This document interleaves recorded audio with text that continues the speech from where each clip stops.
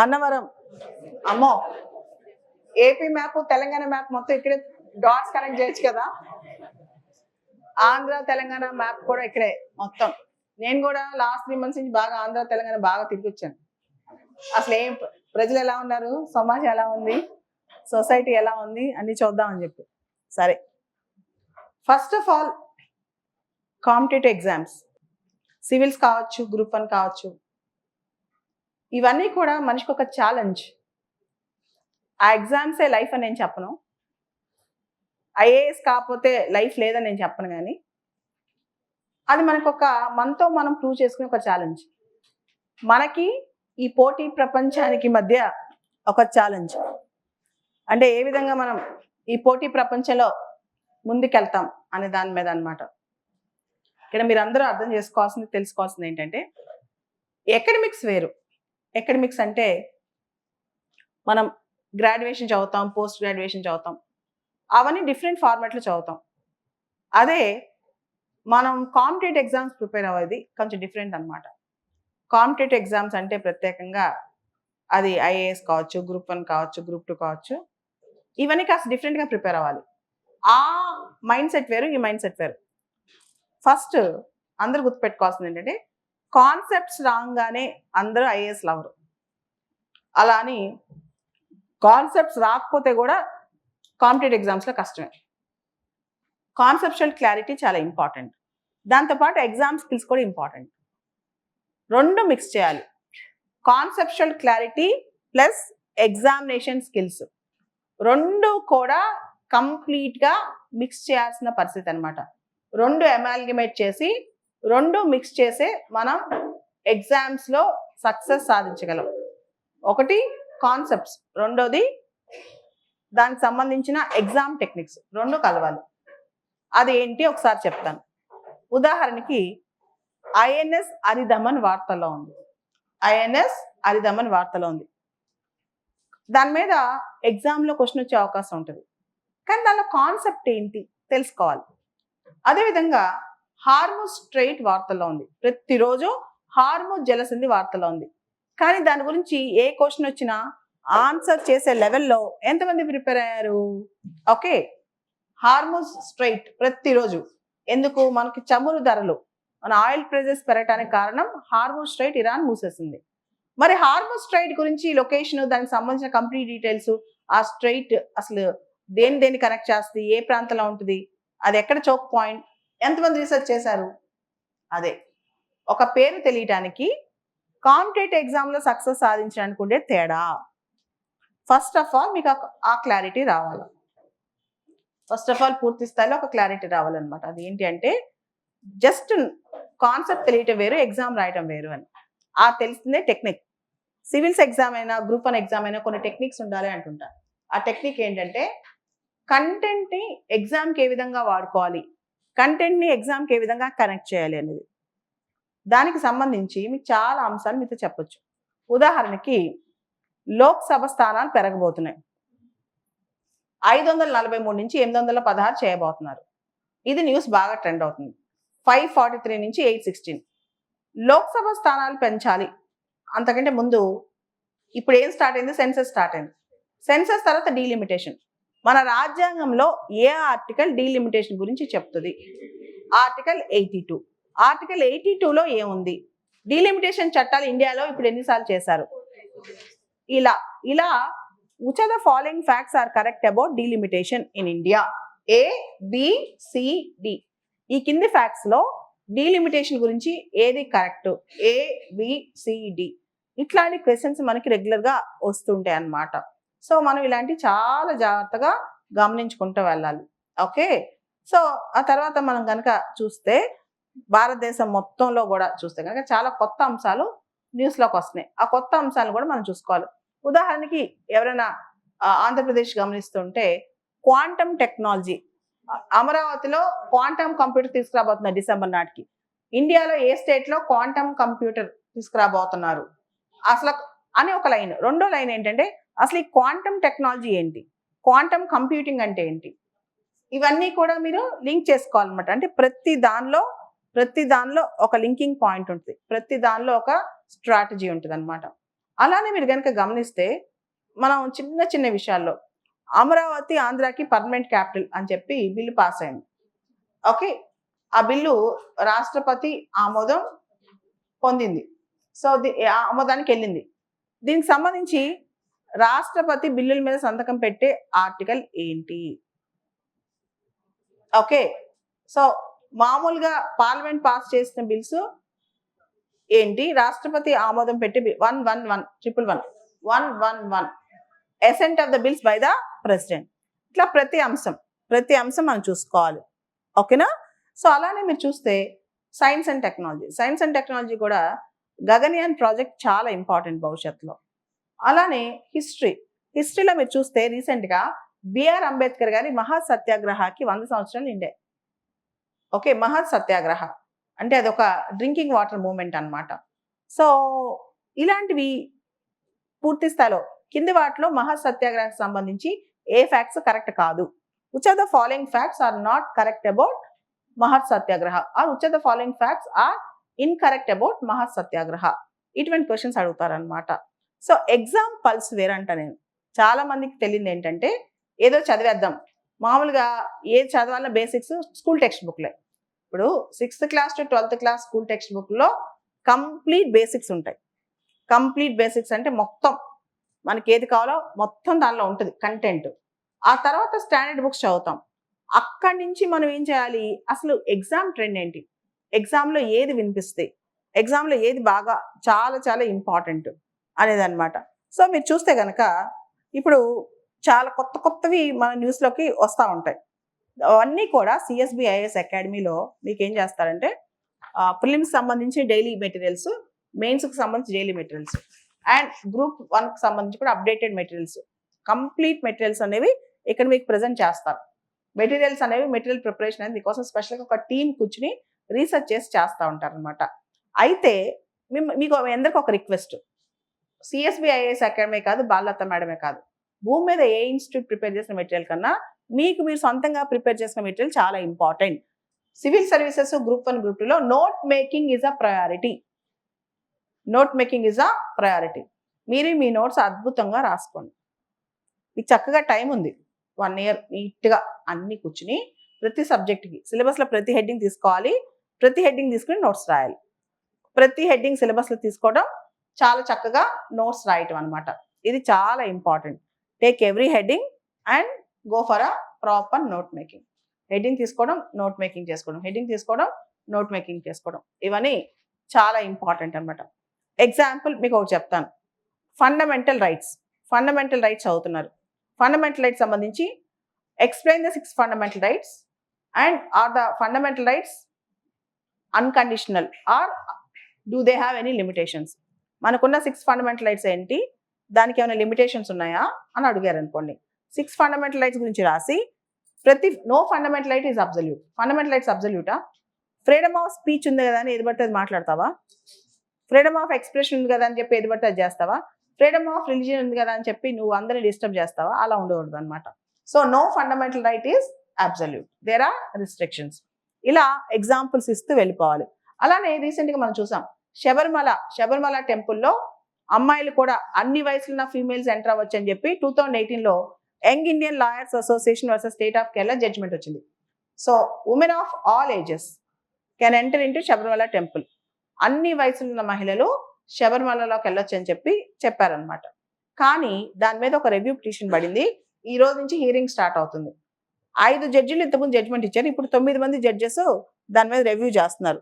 మరి శబరిమల జడ్జ్మెంట్ అయితే మరి మాస్కుల్లో కూడా, మసీదుల్లో కూడా ఆడవాళ్ళు రానియాలిగా, మరి హక్కులు అంటే అందరికి ఉంటాయిగా.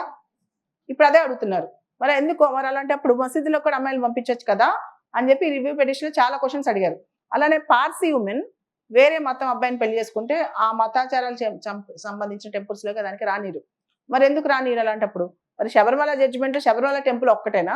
అందరికీ వర్తించింది కదా, అన్ని గుళ్ళకి అందరికీ వర్తించింది కదా. ఇప్పుడు దాని మీద సుప్రీంకోర్టు లార్జర్ బెంచ్ రివ్యూ చేస్తుంది. దాని మీద రివ్యూ చేస్తుంది అనమాట. అదేవిధంగా ఈ మీద ఒక స్టోరీ బాగా, అంటే ఈ మీద ఒక సుప్రీంకోర్టు జడ్జిమెంట్, ఎవరైతే క్రిస్టియానిటీలోకి మారారో వాళ్ళకి ఎస్సీ స్టేటస్ రాదు అని చెప్పి, మీరు దాని మీద చదివారా, రీసెర్చ్ చేశారా? సో ఇలా అలాంగ్ విత్ బేసిక్ థింగ్స్ మీకు ఇప్పుడు చెప్తాను. ఏదైతే బేసిక్స్ ఉంటాయో అవి చదువుతూ బేసిక్స్ అంటే ఏం లేదు, ఏ కాంపిటేటివ్ ఎగ్జామ్ ప్రిపేర్ అవ్వాలన్నా స్టేట్ లెవెల్ కాంపిటేటివ్ ఎగ్జామ్స్ అయితే స్కూల్ టెక్స్ట్ బుక్లు 6th క్లాస్ నుంచి ఇంటర్మీడియట్ వరకు. ఓకే, అలానే సివిల్స్ ప్రిపేర్ అవ్వాలంటే ఎన్సీఆర్టీ టెక్స్ట్ బుక్లు 6th class to 12th class NCERT text books. ఆ టెక్స్ట్ బుక్స్తో పాటు you have to read paper everyday. Okay, ఇది న్యూస్ పేపర్, హిందూ పేపర్, ఇది రోజు చదవాలి ఇలాంటి పేపర్. సో ఈ రోజు పేపర్లో సేమ్ ఒక్కటి చెప్తాను, మీకు ఆల్రెడీ చెప్పాను. 9 policemen get death sentence in Tamil Nadu custodial murder case. Tamil Nadu custodial murder కేసులో 9 మంది పోలీసులకి డెత్ సెంటెన్స్ వేశారు, ఉరిశిక్ష వేశారు. ఇది మామూలు విషయం కాదు, ఫస్ట్ టైం చరిత్రలో ఫస్ట్ టైం. దీని మీద నేను ఇంకా టైం లేదు ఈరోజు, దీని మీద నేను వీడియో చేయబోతున్నాను, స్పెషల్ వీడియో. చరిత్రలోనే ఫస్ట్ టైం కస్టోడియల్ మర్డర్ కేసులో 9 మంది పోలీసులకి ఉరిశిక్ష చెప్పారు. అంటే మేము గవర్నమెంట్ సర్వెంట్స్ మేము ఏదైనా చేయొచ్చు అనేది ఇంకా లేదు. గవర్నమెంట్ సర్వెంట్స్ కూడా తప్పులు చేస్తే పెద్ద శిక్షలు వేస్తారు, ఉరిశిక్ష కూడా వేయచ్చు, డెత్ సెంటెన్స్ కూడా వేయచ్చు అని చెప్పనమాట. సో ఇటువంటి స్టోరీస్ మీరు డెవలప్ చేయాలి, అంటే ఇటువంటివి చదవాలి, ఎగ్జామ్లో ఎగ్జాంపుల్స్గా రాయాలి. అలానే ఇక్కడ చూడండి, Donald Trump, Iran intelligence chief killed as Trump's dead line to open Hormuz straight looms. Trump 48 గంటలు ఇచ్చాడు మొన్న, 48 గంటల లోపల హార్ముజ్ స్ట్రైట్ ఓపెన్ చేయండి లేకపోతే మీ పని చెప్తానని. ఈ టైంలో ఇరాన్ ఇంటెలిజెన్స్ చీఫ్ చనిపోయాడు, చంపేశారు. సో హార్ముజ్ స్ట్రైట్ ప్రతిరోజు న్యూస్లో ఉంది కదా, కానీ దాని గురించి చదివిన వాళ్ళు చాలా తక్కువ మంది. నేనైతే ఇప్పటికి హార్ముజ్ మీద 4-5 వీడియోలు పెట్టాను లాస్ట్ 1 month నుంచి, మరి దాని మీద ఫుల్గా ఎక్స్ప్లెయిన్ చేసి, కానీ దాన్ని కూడా చూడరు. అదే ప్రాబ్లం. అదే ఎక్కడ ప్రాబ్లం ఏంటంటే మనకి తెలిసి ఏం చదవాలి ఎలా చదవాలని, కానీ సరిగ్గా చేయమన్నమాట. అక్కడే బేసిక్గా ట్రబుల్స్ వస్తున్నాయి, అక్కడే బేసికల్గా ప్రాబ్లమ్స్ వస్తున్నాయి అన్నమాట. Okay, so you are expected to prepare well and do well. దానికి ఫస్ట్ స్టెప్ బేసిక్స్ నేర్చుకోవడం, సెకండ్ స్టెప్ మనం పూర్తి స్థాయిలో న్యూస్ పేపర్ రీడింగ్ చేయడం. ఇప్పుడు నుంచి మన నోట్స్ మనం కొంచెం రాసుకోవాలి, మొత్తం నోట్స్ రాయడానికి టైం లేదు మ్యామ్ అంటే కొద్దిగానే నోట్స్ రాసుకోవాలి, అలవాటు అవుతుంది. మూడో స్టెప్, అంతకంటే important step, reverse engineering technique. What is this reverse engineering technique? ఇది బాగా గుర్తుపెట్టుకోవాలి. అందరూ ఏమనుకుంటారు, బాగా పాఠాలు నేర్చుకోవాలి, సిలబస్ అయిన తర్వాత పరీక్షలు రాయాలనుకుంటారు. అలా అయితే కాంపిటేటివ్ వరల్డ్లో కష్టం. కాంపిటేటివ్ వరల్డ్ ఏంటి తెలుసా, ఇంకొక టెక్నిక్ ఫాలో అవ్వాలి. ఎప్పుడూ పుస్తకాలు చదవటమే కాదు, క్వశ్చన్ పేపర్స్ ఓపెన్ చేసి ఏ కాన్సెప్ట్స్ నుంచి ఎక్కువ క్వశ్చన్స్ వస్తున్నాయో ఆ కాన్సెప్ట్ నేర్చుకుని ఆ క్వశ్చన్కి ఆన్సర్ చేయడానికి ట్రై చేయడం అనమాట. ఏ కాన్సెప్ట్ నుంచి క్వశ్చన్ వస్తుందో ఆ కాన్సెప్ట్ని బాగా నేర్చుకుని ఆ తర్వాత ఆ కాన్సెప్ట్లోంచి మనం ఇవాల్వ్ అవడానికి ట్రై చేయడం అనమాట. దీన్నే రివర్స్ ఇంజనీరింగ్ టెక్నిక్ అంటారు. ఓకే, కంప్లీట్గా రివర్స్ ఇంజనీరింగ్ టెక్నిక్ అనమాట. సో ఇవన్నీ కూడా మీరు పూర్తి స్థాయిలో అర్థం చేసుకోండి. అండ్ వీటితో కాకుండా రోజుకి టైం టేబుల్ ఎలా ఉండాలి. ఇప్పుడు మీరు సివిల్స్ కావచ్చు లేదా గ్రూప్ 1 కావచ్చు, ఇలా కాంపిటేటివ్ ఎగ్జామ్ ప్రిపేర్ అయ్యే వాళ్ళు రోజుకి టైం టేబుల్ ఎలా ఉండాలి. మీకు నా టైం టేబుల్ చెప్పనా, మార్నింగ్ 6 o'clock మొదలెడితే నైట్ 11-12 మినిమం అవుతుంది. అంటే almost I work for 16-17 hours a day. అలా 1 year 6 months కాదు, ఆల్మోస్ట్ లాస్ట్ 20 years నుంచి ఇలానే చేస్తున్నాను. చాలా మంది అనుకుంటారు మేడం డబ్బా కొడుతున్నామని. కొంతమంది పెడుతుంటారు అప్పుడప్పుడు నా హేటర్స్, మేడం 10 గంటలు పడుకుని చెప్పిద్దాన్ని. ఇదంతా అబద్ధం అండి. నేను నిజంగా రోజుకి 15 గంటలు కనీసం పని చేస్తాను. ఓకే, మామూలుగా కాదు నా పని, చాలా రిగరస్గా ఉంటుంది, చాలా హార్డ్గా ఉంటుంది. అండ్ ఈ కండిషన్లో కూడా అంటే నేను ఎక్కడ ఎలా మూవ్ అవ్వాలో ఇంకోటి సపోర్ట్ కావాలి, అయినా కానీ నా పనిలో బ్రేక్ రాదు. సో ఇదే ఫ్యాక్ట్ నా లైఫ్ గురించి. నేనే చెప్తున్నా కదా, ఏ సమయంలో నాకు ఎంత హార్ష్ కండిషన్స్ ఉన్నా బ్రేక్స్ ఇవ్వను, కష్టపడే పని చేస్తాను. అదే ఎవరు అవునన్నా కాదన్నా ఇదే నిజం, ఇదే ఫ్యాక్ట్ అనమాట. ఐ వర్క్ వెరీ హార్డ్ చాలా. కాబట్టి నేను సివిల్స్ ప్రిపేర్ అయ్యేటప్పుడు కూడా చాలా కష్టపడ్డాను. Because I'm not a intelligent or extraordinary student with extraordinary basics. అన్నీ నేను మళ్ళీ నేర్చుకోవాల్సి వచ్చింది, నేర్చుకున్నాను, కష్టపడ్డాను. తర్వాత ఈ రోజుకి కూడా డైలీ కష్టపడుతూనే ఉంటాను. నాకు చాలా పెద్ద కోరిక ఏంటంటే తెలుగు రాష్ట్రాల్లో యువతను బాగా మోటివేట్ చేసి ముందుకు తీసుకెళ్ళటం. అది ఎవరైనా సరే అందరూ మన వాళ్ళందరూ గొప్ప వాళ్ళు అవ్వాలి నా కోరిక. బాలత మేడం ఏంటి అంటే బేసికల్గా తెలుగు రాష్ట్రాల్లో యూత్ ఎవరైతే ఉంటారో వాళ్ళ పొటెన్షియల్ చాలా ఉంది, తక్కువ వాడుతున్నారని నా ఉద్దేశం. నేను నడవలేకుండా ఈ కండిషన్లో ఉండి నేనే ఇంత పొటెన్షియల్ వాడితే మన వాళ్ళు అన్నీ ఉన్నాయి అంటే ఒక విషయం చెప్తా. నాకు అప్పుడు నేను చిన్నప్పుడు నాకు 11 months అప్పుడు అడుగులు వేసినప్పుడు పోలియో డ్రాప్స్ వేయించారంట. అవి రియాక్ట్ అయ్యి నేను నడవలేకుండా అయిపోయాను అనమాట. కానీ నేను అప్పుడప్పుడు ఊహించుకుంటుంటాను, నడిస్తే ఫీలింగ్ ఎలా ఉంటుందని. ఇమాజిన్ చేసుకుని ఆ ఫీలింగ్ అంత హోప్ ఉన్నప్పుడు నాకు చేతులు పనిచేస్తున్నాయి, కళ్ళు పనిచేస్తున్నాయి, చెవులు పనిచేస్తున్నాయి, నోరు పనిచేస్తుంది, కాళ్ళు కూడా పనిచేస్తుంటే ఇంకా అద్భుతాలు చేయొచ్చు కదా అనిపిస్తుంది. అంత శక్తి ఉంది కదా, అన్ని ఆయుధాలు మన చేతిలో ఉన్నాయి కదా, మనం ఇంకా ఎక్కువ చేయొచ్చు కదా. ప్రతిదానికి డిప్రెషన్లోకి వెళ్ళిపోవటం, అయ్యో నా వల్ల ఇద్దా లేదా. చాలా మంది, మేడం నేను యావరేజ్ స్టూడెంట్ మ్యామ్, నేను ఐఏఎస్ అవుతానా, మేడం నేను యావరేజ్ స్టూడెంట్ మ్యామ్, గ్రూప్ 1 కొడతాను. నేను అంట అసలు యావరేజ్ అనేది లైఫ్లో ఏంటి, మనం డెసిషన్ ఎందుకు తీసుకోవాలా. ఒక అబ్బాయి వచ్చాడండి, ఇప్పుడు మేము కొత్తగా ధనిక్ భారత్ అని ఇంటర్మీడియట్ కాలేజ్ కూడా స్టార్ట్ చేసాం. ఒక అబ్బాయి వచ్చాడు, 10th క్లాసు, నాకు చాలా ఎంపీసీ తీసుకోవాలండి, కానీ మ్యాథ్స్లో నేను పూర్ మ్యామ్. ఓకే, నువ్వు మ్యాథ్స్లో పూర్, నువ్వు ట్రై చేస్తావు, 100 మార్కులు ట్రై చేస్తావు, దానిలో 80 వచ్చే దగ్గర 60 వస్తాయి, తప్పేంటి చెప్పండి. యువర్ ట్రైయింగ్ కదా, ట్రై చేయకపోతే తప్పు. నేను అంటాను try for it, you try to the hardest, you try. నేను ఎంత పుల్ చేసినా మీకు తెలీదు, I'm like a brick wall. అంటే పెద్ద, ఇప్పుడు చాలా చాలా స్ట్రాంగెస్ట్ బ్రిక్ వాల్. ఎంత హార్ష్గా కండిషన్స్ వచ్చినా నేను దాన్ని ట్రై చేస్తూనే ఉంటాను. నేను కూడా మీ అందరికి అదే చెప్తున్నా, be like a brick wall. చాలా స్ట్రాంగ్, గట్టి, బలమైన ఒక వాల్లో ఉండండి. భూమి మీద ఎవడేం చేసినా సరే, ఎక్కడ ఎటుపోయినా సరే, మీ పని మీరు ఆపకుండా చేయండి, ట్రై చేస్తూనే ఉండండి. ఈ కష్టం, ఆ కష్టం, ఆ కష్టం, ఈ కష్టం, ఇదంతా ఊహించుకోవద్దు. You just try, keep trying అని నేను అంటాను. ట్రై చేస్తూనే ఉండండి, ఆ ట్రైలోనే మీరు ఎక్కువ ఇన్వాల్వ్ అవ్వండి. ఓకే, సో నేను కూడా అంతే. ఆమె ఇంకా చెప్పాలంటే చిన్నప్పుడు నా కాన్సెప్ట్స్ లేవు, స్కూల్కి సరిగ్గా వెళ్ళా, 10th ఇంటర్లో పెద్ద మార్కులు కూడా ఏం లేవు, కానీ ఒక స్థాయిలో మాత్రం నేను గట్టిగానే లైఫ్ని లీడ్ చేస్తాను. నేను హార్ష్గా చదివేదాన్ని. నేను చదివినట్టు మాత్రం ఈ జనరేషన్ తక్కువ మంది చదువుతున్నారు. ఈ తరం వాళ్ళు ఆ కష్టం పడట్లేదు. కానీ ఒకటి చెప్తా, మీరు కనుక స్మార్ట్గా, హార్డ్గా కొత్త టెక్నిక్స్ చేస్తే మాత్రం జీవితాన్ని జయించేస్తారు. There is a world to win, గుర్తుపెట్టుకోండి, a big world to win. ప్రపంచాన్ని జయించే శక్తి మీ దగ్గర ఉంటుంది. కాబట్టి దాని మీద ఎక్కువ పెట్టండి, ధ్యాస పెట్టండి. And most importantly civil services కానీ, గ్రూప్ 1 కానీ ప్రిపరేషన్ అనేది ఓన్లీ ప్రిలిమ్స్ కానీ, ఓన్లీ మెయిన్స్ కానీ చేయకండి. Complete holistic preparation. ప్రాపర్గా ఒక 6 నెలలు, సంవత్సరం కూర్చుని నోట్స్ చేసుకుంటూ రోజుకి 10 గంటలు కష్టపడుతూ ప్లాన్గా చేసుకోండి. అండ్ ఈ ఎగ్జామ్స్లో ఏంటంటే ఒక చిన్నది లాజిక్ గుర్తుపెట్టుకోవాలి. అకాడమిక్ ఎగ్జామ్స్లో అందరినీ పాస్ చేయించి అక్కడక్కడ ఫెయిల్ అవుతారు, ఇక్కడ అందరు ఫెయిల్ అవుతారు, అక్కడక్కడ పాస్ అవుతారు. ఓకే, ఇక్కడ పాస్ అనేది ఎక్కడో ఒకటి కనిపించింది ర్యాంక్ అనేది. సో ఈ డిఫరెన్స్ మీకు తెలియాలంటే మనం ఆ ఒక్కళ్ళో ఉండాలంటే ఏం చేయాలి అంటే, ఈరోజు ఈ రాష్ట్రంలో ద బెస్ట్గా నేనే చదివాను, ఈరోజు ఇండియాలో ద బెస్ట్గా నేనే చదివాను అన్నా పడుకోవాలి. నేను రోజు పడుకునేటప్పుడు ఈరోజు మొత్తం 2 తెలుగు రాష్ట్రాల్లో ఏ అమ్మాయి నాకంటే పని చేయలేదు అనుకున్నాక నిద్రపోతా. ఇది డ్యామ్ షూర్. ఈరోజు 2 తెలుగు రాష్ట్రాల్లో ఏ వ్యక్తి నాకన్నా స్ట్రాంగ్గా పని చేయలేదు అన్న ఫీలింగ్ వచ్చాక నేను కూడా పడుకుంటాను అనమాట. మీకు కూడా చెప్పేది అదే. మిమ్మల్ని మీరు బిలీవ్ చేసుకోండి, మీరే మీ గాడెస్, మీరే మీ గాడ్, అంతే. అండ్ మీకు మీరే పుష్ చేసుకోండి, మీకు మీరే ముందుకెళ్ళడానికి ట్రై చేయండి. అప్పుడు ప్రపంచంలో ఈ ఎగ్జామ్స్ అనేవి చాలా చిన్నయండి, ఐఏఎస్లు, గ్రూప్ 1లు, ఇవన్నీ మిమ్మల్ని మీరు జయించుకుంటే అదే గొప్ప ఎగ్జామ్ అంటాను. అంటే మీలో ఉన్న భావోద్వేగాలు కావచ్చు, ఆ డిప్రెషన్ కావచ్చు, ఆ ఇన్ఫీరియారిటీ కావచ్చు, నేను చేయాలా లేదా అని డౌట్, సెల్ఫ్ డౌట్ కావచ్చు, ఇవన్నీ పక్కన పెట్టేస్తే ఏదైనా చేసేస్తారు. సో ఇక్కడ coming back to CSBIS academy, మీకు నేను ఒక విషయం కరెక్ట్గా చెప్తాను. ఏ అకాడమీ వల్ల ఎవరు ఐఏఎస్లు, ఐపీఎస్లు, గ్రూప్ 1లు అవ్వరు, వాళ్ళ వల్లే అవుతారు. ఏ అకాడమీ అయినా సపోర్ట్ చేయగలదు. ఓకే, సిఎస్బిఐఎస్ అకాడమీ కూడా మీకు సపోర్ట్ చేస్తుంది. కానీ ఆ ప్యాషన్ మీలో ఉంటే మీరు అవుతారు. ఒకటి, ఆ ప్యాషన్ ఉన్న వాళ్ళని పుష్ చేసే బాధ్యత మాది. ఆ ప్యాషన్ లేని వాళ్ళు కూడా పుష్ చేస్తాం, కానీ అస్సలు లేని వాళ్ళని ఏమీ చేయలేం. ఊరికే బయటికి మేము చదువుతున్నాం అని చెప్పుకొని వచ్చి ఇక్కడ జాయిన్ అయిపోయి సరిగ్గా చదవకుండా ఉంటే ఏమీ చేయలేం, పుష్ చేస్తూ ఉంటాం. అండ్ ఏ ఇన్స్టిట్యూషన్ 100% మీరు నడిపినా బెస్ట్గా ఉండదు. ఇక్కడ కూడా చిన్న చిన్న లోపాలు ఉంటాయి, పెద్ద పెద్ద లోపాలు రాకుండా నేను చూసుకుంటాను. ఓకే, బిగ్ ప్రాబ్లమ్స్ రాకుండా నేను చూసుకుంటుంటాను.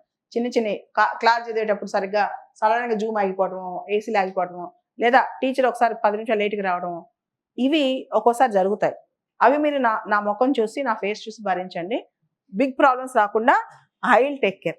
ఓకే, అంటే ఈ ప్రాక్టికల్ నిజాలే మాట్లాడాలి.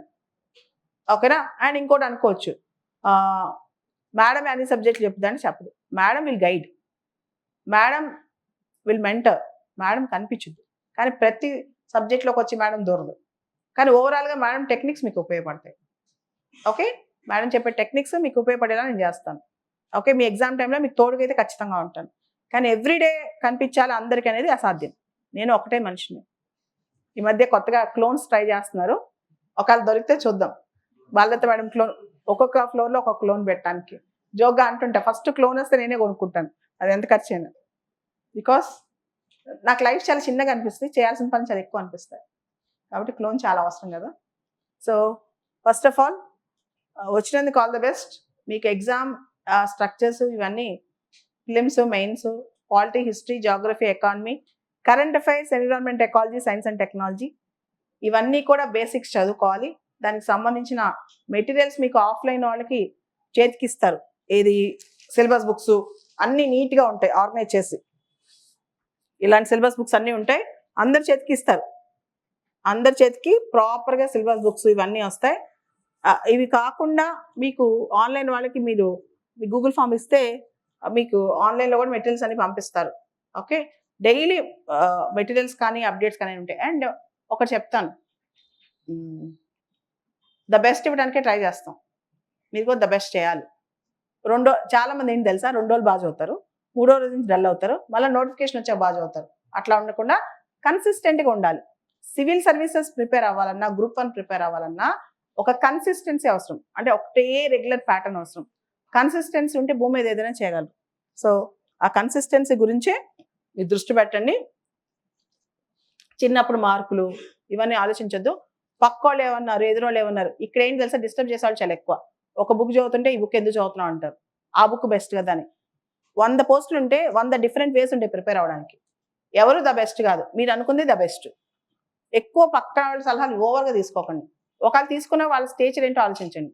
వాళ్ళు నిజంగా పరీక్ష రాసి 4 సార్లు రాసి పాస్ అయ్యారా, లేదా వాళ్ళు ఇక్కడే టైం పాస్ చేస్తున్నారా. మీకు అశోక్ నగర్ ప్రాంతాల్లో టైం పాస్ చేసే వాళ్ళు ఎక్కువ మంది ఉంటారు.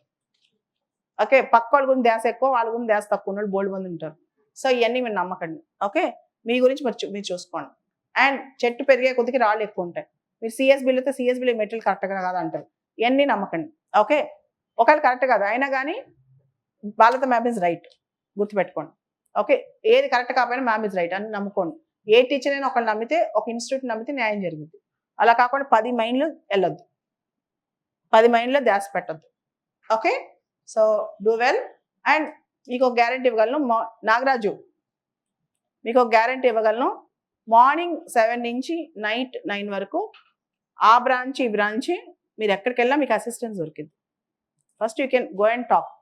ఒకవేళ చిన్నగా ఒక రోజు అసిస్టెంట్ దొరకపోయినా కొంచెం క్షమించి 2వ రోజు వెళ్ళండి. ఓకే, చాలా మంది వస్తుంటారు కదా, they will try to support. In case any problem just go again, take help. ఓపెన్లో అయితే మీకు అన్నీ ఉంటాయి, మనుషులు రెడీగా ఉంటారు మీతో మాట్లాడటానికి. అండ్ చాలా మంది ఆన్లైన్ ఆఫ్లైన్లో కన్ఫ్యూజ్ అవుతారు.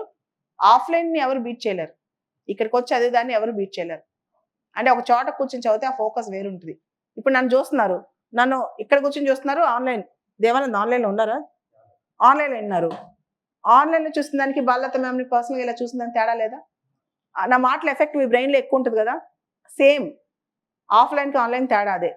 ఒక క్లాస్ రూమ్లో కూర్చుని ఫోకస్డ్గా టీచర్ని చూడటం వేరు, ఆన్లైన్లో కూర్చుని వినటం వేరు. ఆ తేడా ఉంటుంది. కాబట్టి ఆఫ్లైన్కి రాలేని వాళ్ళు ఆన్లైన్లో జాయిన్ అవ్వండి. చాలామంది డౌట్ అడుగుతారు ఆఫ్లైన్ ఆన్లైన్ అని. ఆఫ్లైన్లోకి రాలేని వాళ్ళు ఈ join in online. Offline is always the best. Corona వచ్చాక దేశాన్ని పాడు చేసింది. అప్పటి వరకు నేను కూడా ఆన్లైన్ చెప్పలా, నేనంతా ఆఫ్లైనే, కానీ తప్పలేదు అప్పటి నుంచి. సో కరోనా కదా ఎక్కువ మన ఆన్లైన్లో పుష్ చేసింది, కరోనా కోవిడ్. నేనైతే అంత బిలీవ్ చేయను.